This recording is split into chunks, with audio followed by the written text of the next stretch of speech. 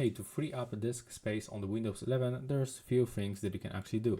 So the first one, I can recommend you to click on the start on the taskbar, then go into the settings. From here, go to the apps, and now select installed apps. Open it, and from here you can find actually all of your apps that you have on your PC. And if you are not using any application, like in my case, for example, I'm not playing the Call of Duty 2, I'm not playing the CS2 and EA Sports FC24. So from here you can click on these three dots and basically uninstall any application, program or game that you are not using. So take a look. For example, the FC24 takes almost 47 gigs of the storage. That's a lot. So you can actually click on it and uninstall anything that you have right here. There's also a second option. Go into the Find a setting in the left upper corner and input storage phrase.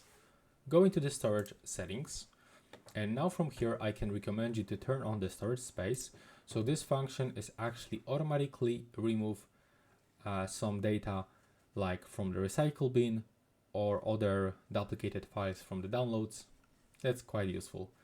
And you can perform this, you can run the storage sense every week, every day, every month, or for example, during the low free disk space.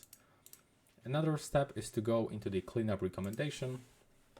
And as you can see from here, you can also remove some temporary files by selecting to remove downloads, recycle bin. When you click on the See Advanced Options, you can also check some other things like Windows Upgrade, log files, thumbnails, temporary internet files, and other stuff.